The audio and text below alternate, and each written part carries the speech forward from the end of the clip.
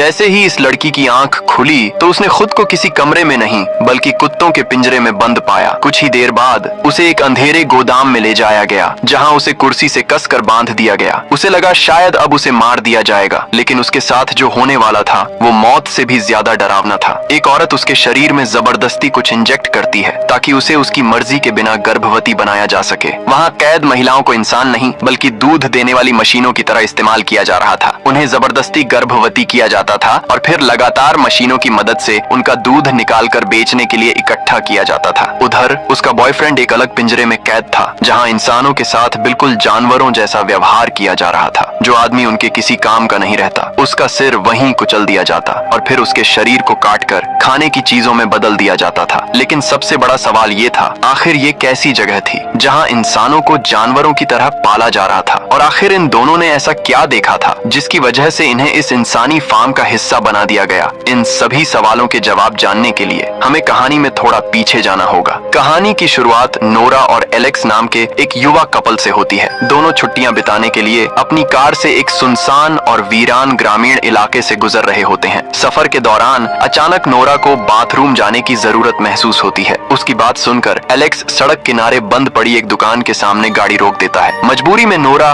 दुकान के पीछे चली जाती है। वहाँ पहुँचते ही उसकी नजर एक बटुए और कुछ पुराने कपड़ों पर पड़ती है। ये सामान किसका है उसे बिल्कुल पता नहीं होता। बिना ज्यादा ध्यान दिए वह पास में पड़े एक नीले तिरपाल के किनारे बैठ जाती है। तभी उसकी नजर बिल्कुल पास पड़ी इंसान की सूखी हुई खोपड़ी पर जाती है। ये देखकर वह कुछ पल के लिए घबरा जरूर जाती है, लेकिन खुद को समझाकर वापस कार में आ जाती है। गाड़ी में बैठते ही वह एलेक्स को वहाँ मिली अजीब चीजों के बारे में बताती है, लेकिन एलेक्स उसकी बात को ज्यादा गंभीरता से नहीं लेता। वह कहता है कि शायद किसी ने अपना सामान वहीं छोड़ दिया होगा। इसके बाद दोनों फिर से अपनी यात्रा पर निकल पड़ते हैं। कुछ देर बाद रास्ते में उनकी मुलाकात एक बुजुर्ग महिला से होती है जिसकी गाड़ी खराब होकर सड़क किनारे खड़ी होती है। एलेक्स उसकी मदद करने के लिए रुकना चाहता है, लेकिन वह महिला उल्टा नोरा के साथ बदतमीजी से पेश आती है। माहौल असहज होता देख दोनों बिना समय गंवाए वहाँ से निकल जाने का फैसला करते हैं और उस महिला को वहीं छोड़ देते हैं। कुछ और आगे बढ़ने के बाद दोनों को तेज भूख लगने लगती है, इसलिए वे खाना खाने के लिए रास्ते में पड़ने वाले एक छोटे से रेस्टोरेंट में रुक जाते हैं। ऑर्डर देने के बाद दोनों अपने खाने का इंतजार करने लगते हैं। तभी एलेक्स की नजर कमरे के एक कोने में बैठे एक आदमी पर पड़ती है जो लगातार बिना पलक झपकाए उन्हें घूरे जा रहा होता है। यह देखकर एलेक्स को गुस्सा तो आता है, लेकिन वह किसी झंझट में पड़ने के बजाय उसे नजरअंदाज करता है और अपना बर्गर खाने लगता है। खाना खत्म होने के बाद जैसे ही नोरा और एलेक्स बाहर निकलने लगते हैं, तभी वह रहस्यमय आदमी अचानक उनके सामने आ जाता है। वह बिना कुछ सोचे नोरा का हाथ पकड़ लेता है और उसे ऐसी बात कहता है जिससे पल भर में माहौल बेहद तनावपूर्ण हो जाता है। दोनों किसी तरह वहाँ से निकलते हैं और फिर अपनी यात्रा जारी रखते हैं। कुछ दूर जाने के बाद उन्हें एहसास होता है कि उनकी कार का पेट्रोल लगभग खत्म होने वाला है। मजबूरी में वे पास के एक पेट्रोल पंप पर रुकते हैं। बिल चुकाते समय एलेक्स वहाँ काम करने वाले कर्मचारी एंड्रयू से पूछता है कि क्या आसपास रात बिताने के लिए कोई जगह है। एंड्रयू बताता है कि ज्यादा दूर नहीं, एक ठहरने की जगह है और उसका किराया भी काफी सस्ता है। बिल देने के बाद दोनों वापस अपनी कार में बैठते हैं और वहाँ से निकल जाते हैं, लेकिन उन्हें बिल्कुल भी अंदाजा नहीं होता कि एंड्रयू शीशे के पीछे खड़ा उन्हें जाते हुए गौर से देख रहा है, मानो उसने उनके बारे में कुछ खास नोटिस किया हो। रास्ते में एलेक्स फैसला करता है कि वे एंड्रयू द्वारा बताई गई उसी जगह पर रुकेंगे, क्योंकि लगातार ड्राइव करते करते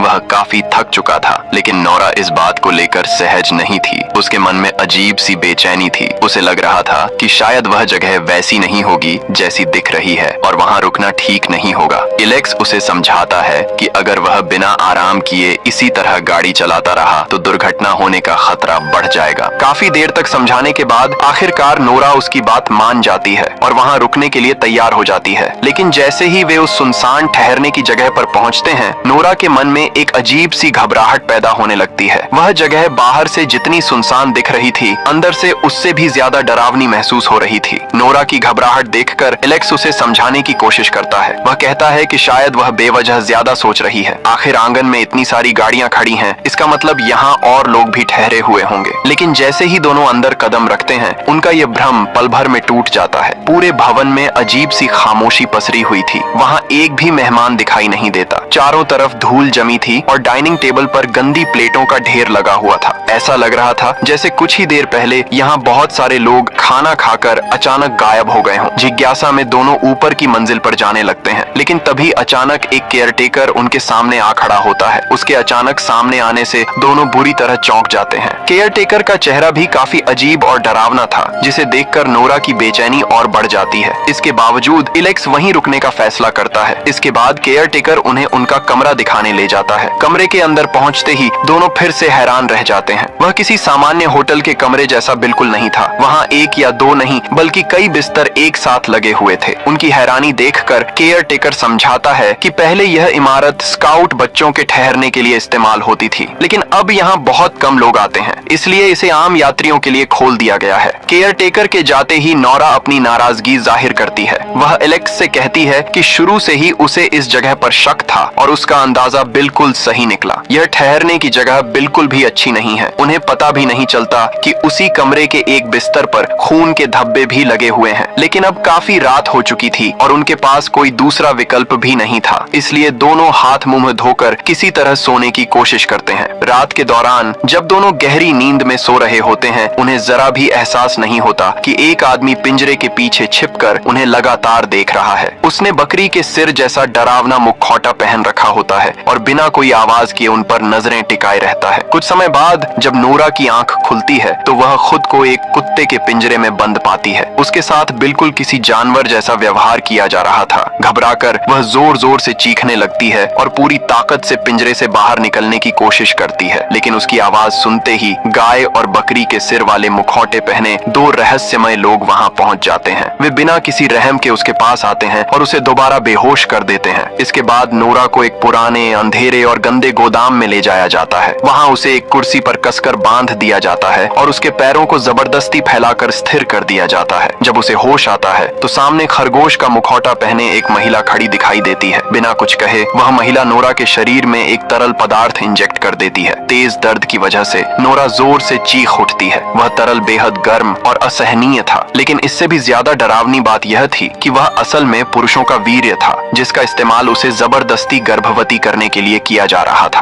कुछ देर बाद मुखौटा पहने वही दो लोग फिर से गोदाम में आते हैं। वे नोरा को कुर्सी से घसीटते हुए उठाते हैं और एक लोहे के पिंजरे में बंद कर देते हैं। रास्ते में नोरा देखती है कि मुखौटे पहने कई लोग बिल्कुल सामान्य जिंदगी जी रहे हैं और अपने रोजमर्रा के कामों में लगे हुए हैं। ऊपर से देखने पर वह जगह किसी साधारण गांव जैसी लगती है, लेकिन अगले ही पल सब कुछ और भी भयानक हो जाता है जब उसकी आंखों के सामने एक आदमी को फांसी देकर मार दिया जाता है। और आखिरकार कहानी हमें ठीक उसी खौफनाक जगह तक ले आई थी जिसकी झलक हमने शुरुआत में देखी थी। वही बेबस नोरा, वही लोहे का पिंजरा और वही डरावनी जगह जहां इंसानों को इंसान नहीं बल्कि जानवर समझा जाता था। लेकिन अभी तक नोरा को भी नहीं पता था कि इस फार्म में उसके साथ आखिर होने क्या वाला है। इसके बाद नोरा के पिंजरे को एक बड़ी इमारत के अंदर ले जाया जाता है। तभी उसे समझ आता है कि उसे इंसानों के लिए बनाए गए एक फार्म में लाया गया है। अंदर पहुंचने के बाद उसके पिंजरे का दरवाजा बाहर से मजबूती से बंद कर दिया जाता है। दूसरी तरफ अब कहानी एलेक्स की ओर बढ़ती है। उसे होश आता है तो वह खुद को एक पिंजरे में जकड़ा हुआ पाता है। उसके शरीर के सारे कपड़े उतार दिए गए थे। जब वह चारों तरफ नजर दौड़ाता है तो देखता है कि उसकी तरह कई और लोगों को भी उसी हालत में कैद करके रखा गया है। धीरे धीरे उसे एहसास होता है कि यह पूरा फार्म दो हिस्सों में बंटा हुआ था।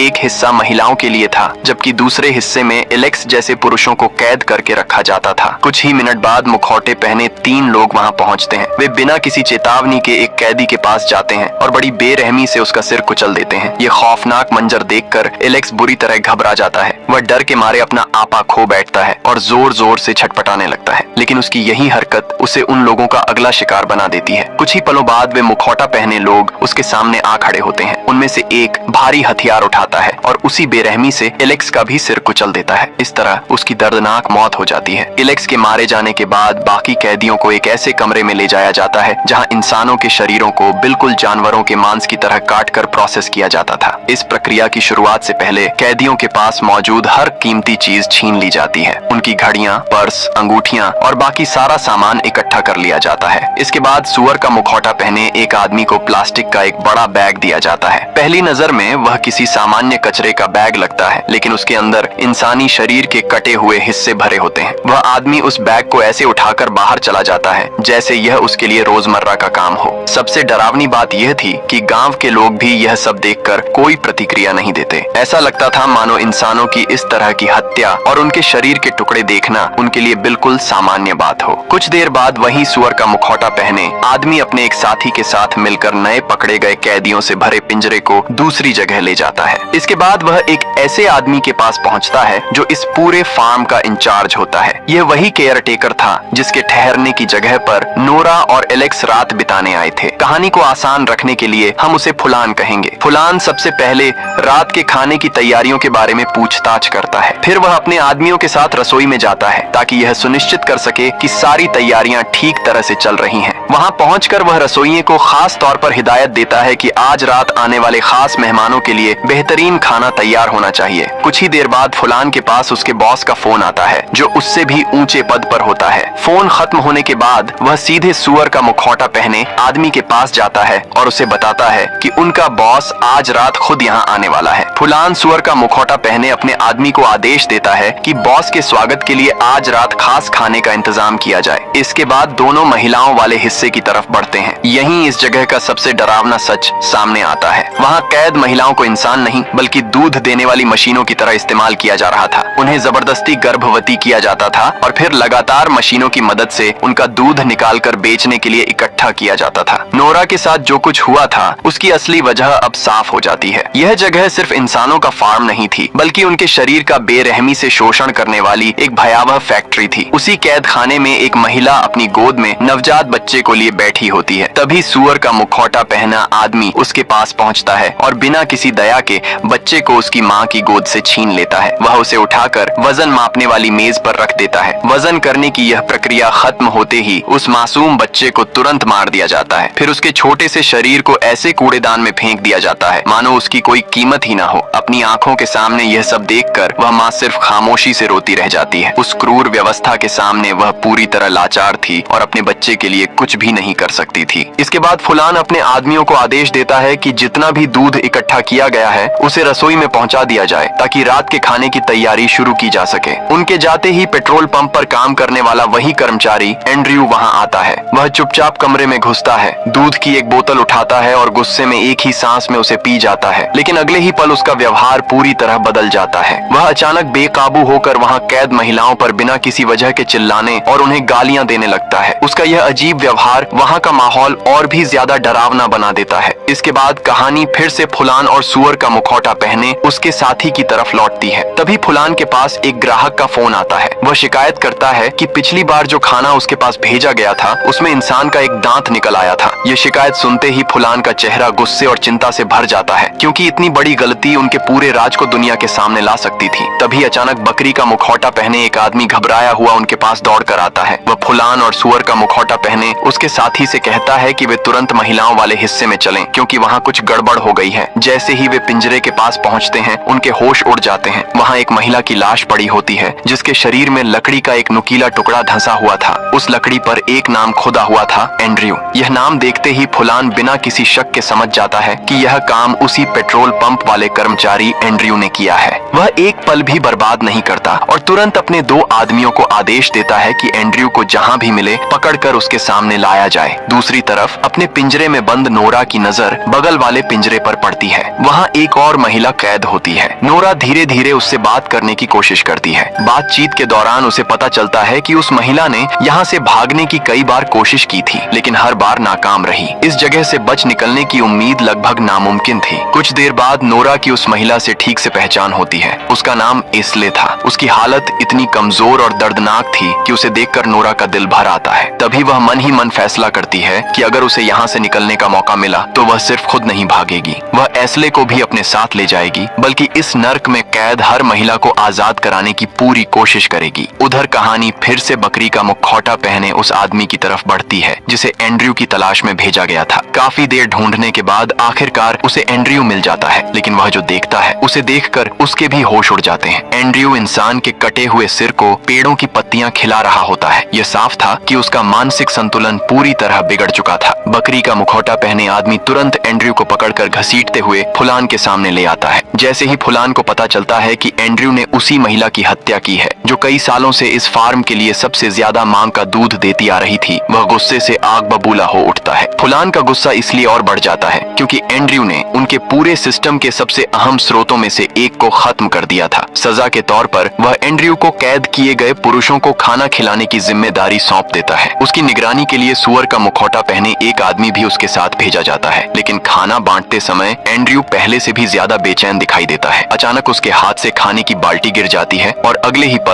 वह वहां से भाग खड़ा होता है। सुअर का मुखौटा पहने आदमी उसे पकड़ने के लिए उसके पीछे दौड़ता है, लेकिन कुछ देर बाद एंड्रयू हाथ में कुछ पौधे लिए खुद ही वापस फुलान के पास लौट आता है। हैरानी की बात यह थी कि इस बार फुलान उस पर बिल्कुल भी गुस्सा नहीं करता। ऐसा लगता था मानो वह एंड्रयू की बिगड़ी हुई मानसिक हालत के आगे पूरी तरह हार मान चुका हो। इसके बाद फुलान एक नया आदेश देता है। वह सुअर का मुखौटा पहने आदमी से कहता है कि जो महिलाएं अब उनके किसी काम की नहीं रहीं, उन्हें खत्म कर दिया जाए। आदेश मिलते ही वह अपने 2 साथियों के साथ महिलाओं वाले पिंजरों की तरफ बढ़ता है। यह देखकर नोरा का दिल बैठ जाता है। उसकी आंखों के सामने उसी महिला को जिससे वह कुछ देर पहले बात कर रही थी और जो अब दूध देने के लायक नहीं बची थी, पिंजरे से घसीटकर बाहर निकाला जाता है और बेरहमी से मार दिया जाता है। उसकी मौत के बाद उसके शरीर को सीधे उस कमरे में ले जाया जाता है जहां इंसानों के शरीर को काटकर खाने लायक उत्पादों में बदला जाता था। अपनी आंखों के सामने यह भयानक नरसंहार देखकर नोरा सदमे में चली जाती है। डर के मारे उसकी सांसें तक तेज हो जाती हैं और वह लगभग बेहोश होने ही वाली होती है। लेकिन तभी अचानक कोई उसके सामने आकर खड़ा हो जाता है। वह एलेक्स था। नोरा उसे जिंदा देखकर यकीन ही नहीं कर पाती। दरअसल एलेक्स किसी तरह पहले हुए कत्लेआम से बच निकलने में कामयाब हो गया था। वह बिना एक पल गंवाए नोरा के पिंजरे का ताला खोलता है और उससे तुरंत उसके साथ भागने के लिए कहता है। दोनों पूरी ताकत से फार्म से बाहर की तरफ दौड़ पड़ते हैं। भागते भागते उन्हें एक ट्रक दिखाई देता है। उन्हें लगता है कि शायद इसी की मदद से वे वहां से निकल जाएंगे, लेकिन बदकिस्मती से ट्रक खराब होता है और किसी भी तरह स्टार्ट नहीं होता। अब उनके पास भागते रहने के अलावा कोई और रास्ता नहीं बचता। आखिरकार वे दौड़ते दौड़ते एक पुराने चर्च में पहुंच जाते हैं और वहीं छिप जाते हैं, लेकिन उनकी किस्मत अब भी उनका साथ नहीं देती। कुछ ही देर बाद एक मुखौटा पहने आदमी को उनके पैरों के निशान मिल जाते हैं। ये समझते ही कि उनका पीछा किया जा रहा है, नोरा और एलेक्स फिर से अपनी जान बचाने के लिए दौड़ पड़ते हैं। वे उन बेरहम मुखौटा पहने शिकारियों से बचने के लिए अपनी पूरी ताकत लगा देते हैं, लेकिन उनकी यह भागदौड़ ज्यादा देर तक नहीं चल पाती।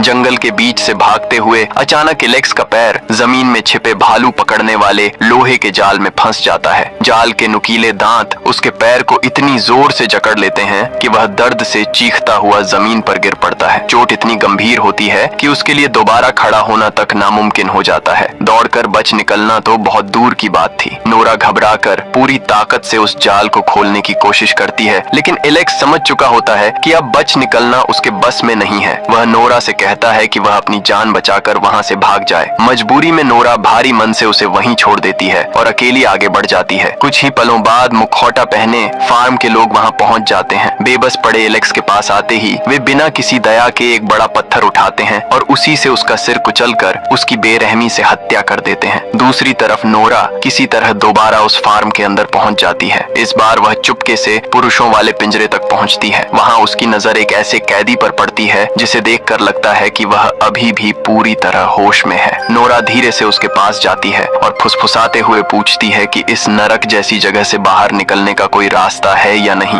वह आदमी धीमी आवाज में बताता है कि यहाँ से बच निकलने का सिर्फ एक ही तरीका है, फार्म से बाहर जाने वाली बस को हासिल करना। लेकिन समस्या ये है कि उस बस की चाबी एक गार्ड के घर में रखी हुई है। ये सुनकर नोरा चुपचाप सिर हिलाती है। उसी पल उसे एस्ले से किया हुआ अपना वादा याद आता है कि अगर वह यहाँ से निकलेगी तो उसे भी अपने साथ जरूर लेकर जाएगी। नोरा को साफ एहसास था कि अगर वह यहाँ से निकलेगी तो अकेले नहीं जाएगी। वह वापस महिलाओं वाले पिंजरे में पहुँचती है और एस्ले से कहती है कि वे दोनों साथ मिलकर यहाँ से भागेंगे। इसके बाद दोनों चुपचाप फार्म के एक किनारे खड़ी बस की तरफ दौड़ पड़ती हैं, लेकिन बस तक पहुँचते ही नोरा के होश उड़ जाते हैं। उसे याद आता है कि वह बस की चाबी लेना ही भूल गई है। कोई दूसरा रास्ता न देखकर वह एस्ले से कहती है कि वह यहीं छिपकर उसका इंतजार करे। फिर खुद जान जोखिम में डालकर दोबारा उसी घर की तरफ लौट जाती है जहाँ चाबी रखी हुई थी। हर कदम पर पकड़े जाने का खतरा था, लेकिन डर पर काबू पाते हुए वह किसी तरह चाबी हासिल करने में सफल हो जाती है। इसके बाद वह पूरी ताकत से दौड़ती हुई वापस बस तक पहुंचती है। नोरा तुरंत ड्राइवर की सीट पर बैठती है और बस स्टार्ट करने की कोशिश करती है, लेकिन जैसे ही वह और एस्ले पीछे मुड़कर देखते हैं, दोनों के शरीर में सिहरन दौड़ जाती है। बस की हर सीट पर मुखौटा पहने फार्म के लोग पहले से बैठे हुए थे। कोई कुछ बोल नहीं रहा था। सभी बिल्कुल शांत थे, मानो वे शुरू से जानते हों कि नोरा यहीं तक पहुंचेगी और वे उसी का इंतजार कर रहे हों। अब उनके बच निकलने की कोई उम्मीद नहीं बचती। फिल्म के आखिरी दृश्य में एक लंबी डाइनिंग टेबल दिखाई जाती है जिसे किसी खास दावत के लिए सजाया गया होता है। उस टेबल के बीचों बीच दो महिलाओं के पूरे शरीर को रोस्ट करके मुख्य भोजन की तरह परोसा गया होता है। फिल्म साफ नाम नहीं बताती, लेकिन आसानी से समझा जा सकता है कि वे दोनों शव नोरा और एस्ले के ही थे। इसी के साथ ये भयावह सच्चाई सामने आती है कि उस इंसानी फार्म से कोई भी कभी जिंदा बचकर नहीं निकल पाया और इसी डरावने अंत के साथ द फार्म 2018 की कहानी खत्म हो जाती है। अगर आपको यह मूवी एक्सप्लेनेशन पसंद आई। सुबह सुबह का टाइम है, ये कितना खतरनाक है। इतनी ठंड, इतनी ओस। कुछ लोग देखो बाइक से आ रहे जा रहे भाई, पूरा स्वेटर के अलावा कोई भी नहीं निकल रहा है। ये देखो,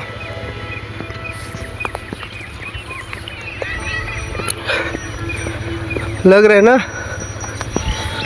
मैं भी निकला हूँ खेत की तरफ घूमने के लिए, वो भी ठंड में। देखो सब लोग जा रहे हैं। और देखो वहाँ पे कुछ बकुले वगैरह भी हैं। बकुला, कुछ ऐसा सीन है भाई। सुबह सुबह का माहौल बहुत ठंडा है और मैं बिना स्वेटर पहने ही आ गया।